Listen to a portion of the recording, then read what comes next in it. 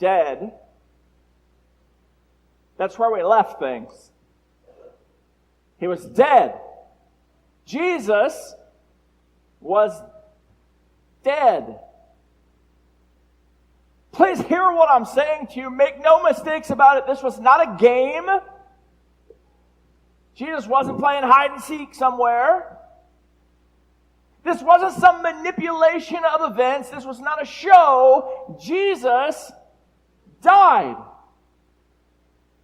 That's where we left things.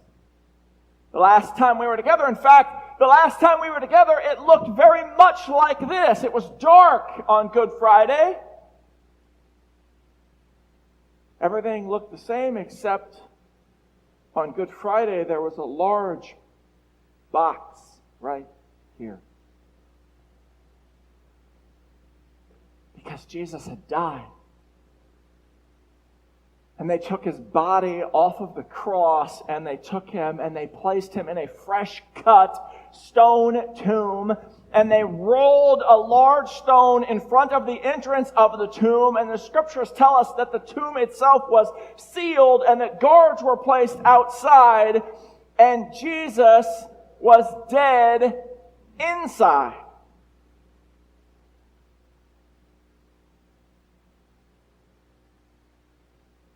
And a day passed, because in the Jewish system, Saturdays you don't do any work. That's the Sabbath. And so for a full day plus, Jesus laid in a tomb, dead. And then Sunday came. And the scriptures tell us that early in the morning, the women get up and they start collecting their supplies. They're getting their spices. They're getting their stuff to go to the tomb. This might be a little hard for us to grasp, if we're honest, because, see, we wake up on Easter with a woohoo! We get to have Easter breakfast. Woohoo! I get to put on whatever pastel garment I've recently purchased. Woohoo! There's eggs and ham and whatever. Woohoo! What a great day! It's Easter. But on the first Easter, those women didn't get dressed in pastels like they were going to a party. They got dressed in their funeral attire and gathered their funeral equipment because they were going to a funeral. They were going to finish the funeral. They had to get done the work they couldn't get done before sunset on Friday and couldn't get done at all on Saturday. They were going to a funeral. Can you imagine the conversations they had as they walked along the road? To go try and finish embalming basically the body of their teacher that they had followed, that they had loved, that they knew loved them. Can you imagine that conversation? Of course you can't. You know why? Because this isn't Friday, and this isn't the first Easter. This is this Easter. See, we know the end of the story. And even though we left things like this on Friday, dark, with a big box right here, that's not the reality of today, is it? Is it? See, today is better suited if it looks like this, with lights on. Today is better suited if we look up here and realize that the big box that was here on Friday is gone. Matthew tells us that as the women approach the tomb, they're on their way for a funeral day. There's an earthquake and lightning. That's how spectacular this scene is. There's an earthquake and lightning, and when they roll up to the grave, what they find is this large stone that had been placed in front to seal the tomb. This monumental stone that other gospel writers are going to tell us they couldn't figure out how to move. When they get there, they realize it's already been moved. It's already gone. But even more incredible than that, so is Jesus. Because the grave, represented in this case by the box that was here on Friday, the grave couldn't hold him. See, this is the God who before there was anything spoke and breathed into the nothingness and created something. This is the God who came to Abraham and said, out of you I will give birth to a great nation, and through whom the nations will be blessed. This is the God who came when his people were enslaved by the most powerful people on earth, the Egyptians, set them free. This is the God who time and time and time and time and time again, when his people rebelled against him, came and renewed the relationship. This is the God who came and walked among us as a baby. This is the God who walked the earth and taught about a new kingdom and a new king. This is the God who just days ago in our timeline of events this spring hung on a tree so that we could have life. And this is the God who on Easter morning rose from the dead. See, Good Friday is all about us realizing that in his death, we have new life.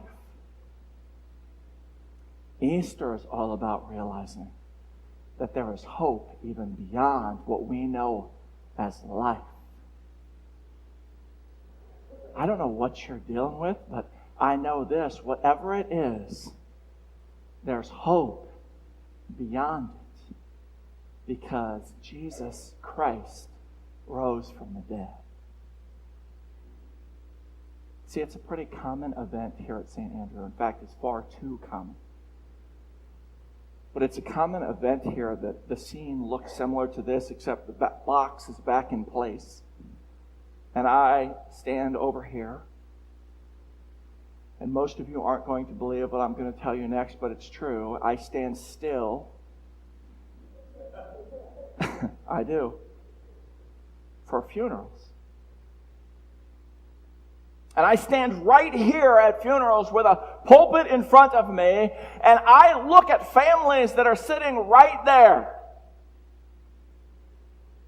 who are struggling because they're looking right here and they want to figure out why this happened. And you know what I get to tell them on those days? I get to tell them that this is not the end of the story. This is just a piece of furniture. This is not the end of anything. I get to look them in the face and I get to say that the God who created everything and did all of those things that we just summarized rose from the dead, and so will those of us who die in faith. We will be raised from the dead because Christ is coming back. And this is not the end of the story. I need you to hear that. And I don't mean just hear it with your ears. I mean hearing. Brothers and sisters, this is not the end of the story.